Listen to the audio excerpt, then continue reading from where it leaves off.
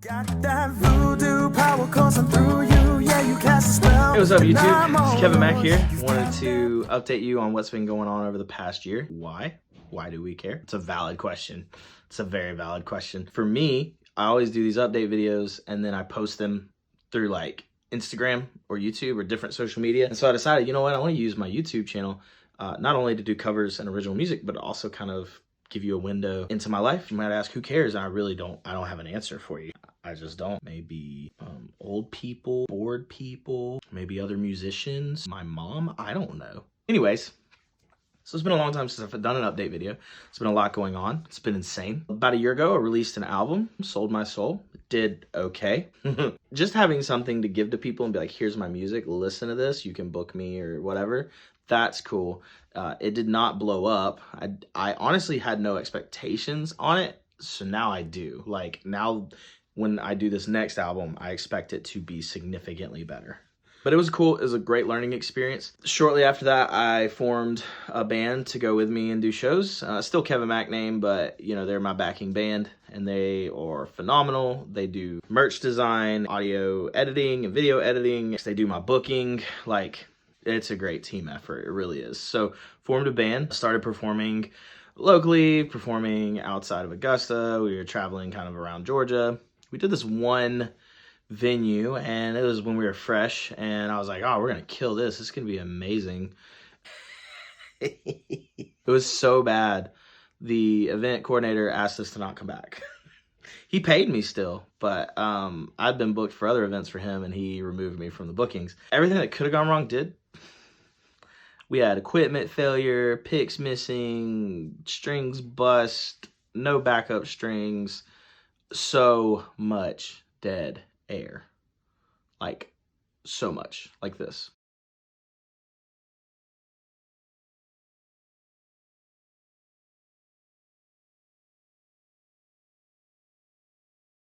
Like that. It was really awkward. So it was a harsh, like hard learning experience. Around that time, I decided to make permanent my band members.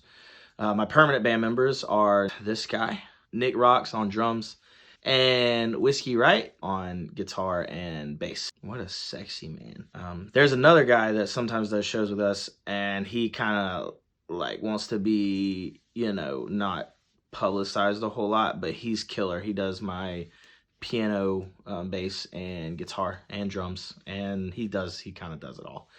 But there was some redemption after we were asked not to come back. We got better and word of mouth spread, and then we've been asked back multiple times and performed multiple times at that venue. So all's well that ends well, and it taught us a really good lesson. We had to learn some things.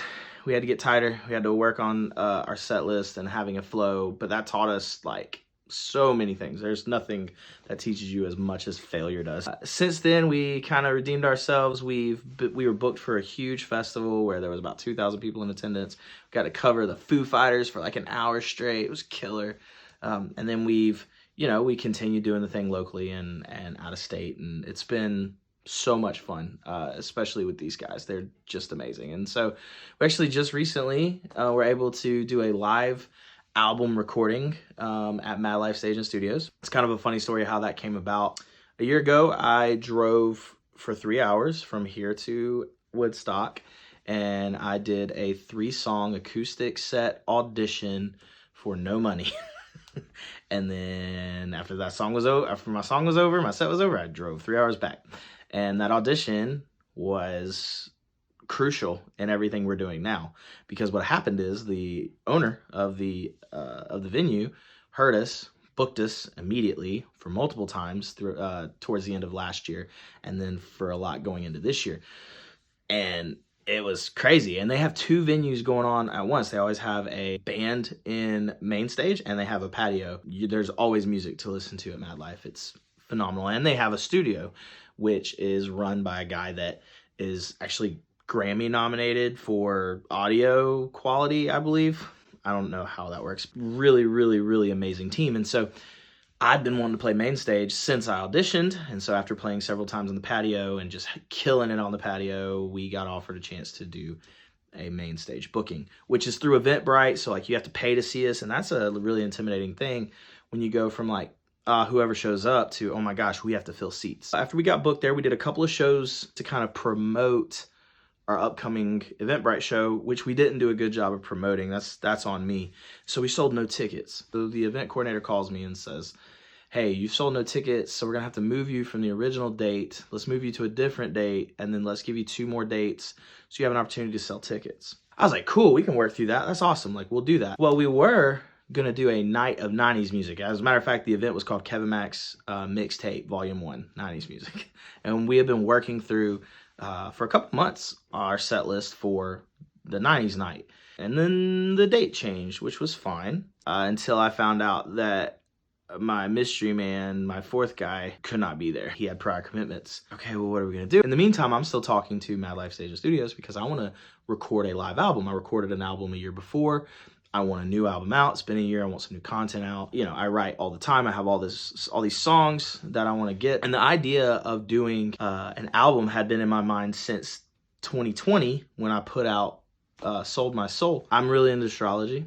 I don't think like the stars and planets kind of dictate my life, but I do think it's interesting how this person born this time is kind of similar to these and these people and have these traits and, you know, whatever. And so I had this idea that I wanted to do an album with 12 songs on it, and each song has to do with a different personality trait of the zodiac. So I started working on that, and I was writing. Well, when all this happened with our date change and everything, I had thrown out to the event coordinator that I wanted to record a live album. And so that became like this idea of like, why don't we get our sound tech guys out here, and why don't we get our video guys out here, and let's record your live album. So then we start crunching, you know, practicing, and found out that my guy can't play. And so then we're switching off. Like, I'll play bass on these songs and Whiskey will play lead. And it was just some bad practices. And we were just like, we need a 4th. There's no question we need a 4th. Enter this guy. Dustin came in 6 weeks before the event, learned our entire set list. We figured out the transitions and what he needed to play when.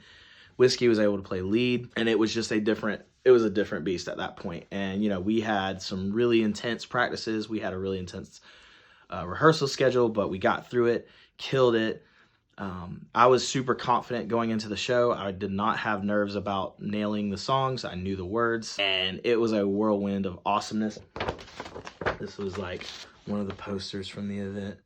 That's pretty cool. That's been the biggest thing we've done this year. We're hoping the album can come out February 1st. So we got to mix and master it now, which means making sure that the sound levels are the same. So if you're listening through your Spotify or whatever, and you hear our song, it doesn't sound louder or softer than the other things you're hearing. So we're mixing and mastering right now, hoping to release February 1st, which is the Chinese New Year, which I think is kind of cool. Zodiac Chinese New Year. I don't know why I think that's cool, but I do. Then on top of that, I've been hitting the studio to record the studio version of this album. And so that one's going to be a little bit more episodic, more single-minded, where we're going to release a song here, song there, song here, song there. And so we're looking at releasing 2 full albums in 2022, which is really intimidating and it's a lot of work. And so we took some time off after that show. Well, during that show, something really cool happened that I'm still like over the moon about. I wanted to give my guys a break.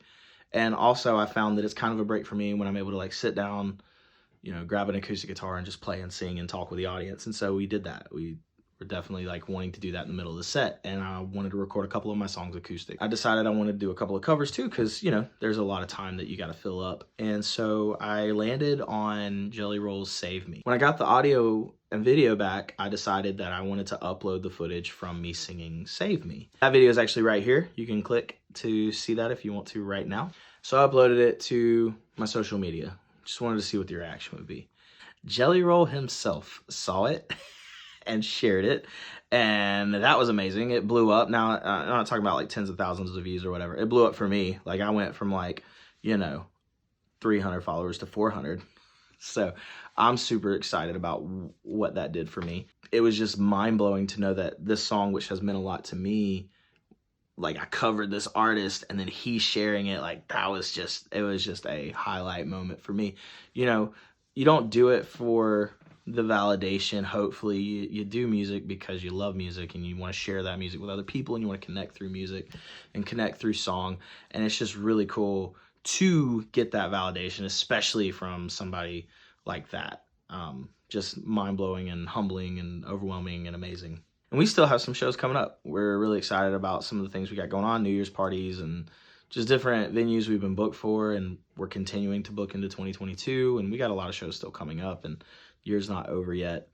And we're still trying to crunch these 2 albums, and there's just a lot going on, and just thankful for it. So we decided to take some time off after this last show for a couple weeks.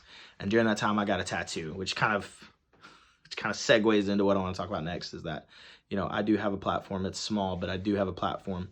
I want to use that platform to talk about something that's important to me, and that is mental health and mental wellness. That's important to me because I've not been mentally healthy my entire life.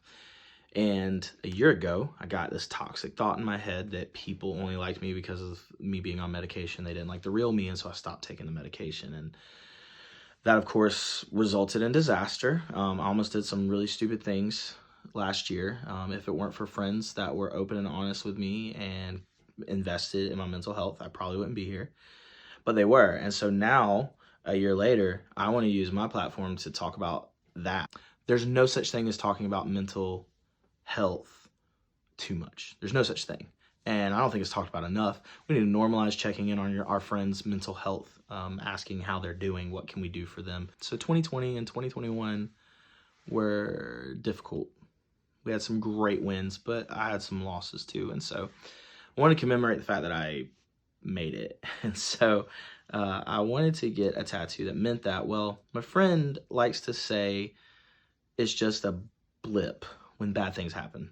Like, it's just a little thing on your radar. It's here and then it's gone. But the first time she said it, I thought she said, it's just a blimp. And I thought, well, that's a really huge problem. She's like, no, blip, idiot. And thus, the inside joke was born of, oh, it's just a blimp. So when bad things happen, we're all like, oh, it's just a blimp. It's just a blimp. Well, I got to thinking about all that we've been through and all the things that we've accomplished and kind of made it through. And I wanted to get a blimp as a tattoo. But at first I want to get the Hindenburg, which is terrible disaster. People actually died.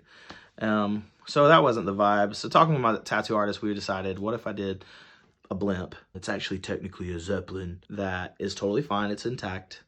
But the background behind it is like the world's falling apart. And so that's what I did. You can actually check it out right here. And so that's what the tattoo means for me, is that I made it. Like, the world could be falling apart, but I'm going to be okay. I'm so glad I'm still here. There's so much more I'd like to do. There's so many activities I still want to participate in. There's so many shows left to do, and songs to write, and songs to sing, and people to play for. And so I'm just blessed that I'm here, and I want to continue to be here, and I want you to continue to be here. If you like the content I'm bringing, you like the music, and even if you don't, share this with your friends, like, subscribe, and continue following me on this journey. A friend told me it's not about the destination, but the journey, and you got to fall in love with that, and I am. I'm so happy where I'm at right now and where I'm headed. And so thank you guys for being on this journey with me. Thank you all for listening to my ramblings, and hope you stick around for some more. And thank you. Tell me, baby, what to do. You've got that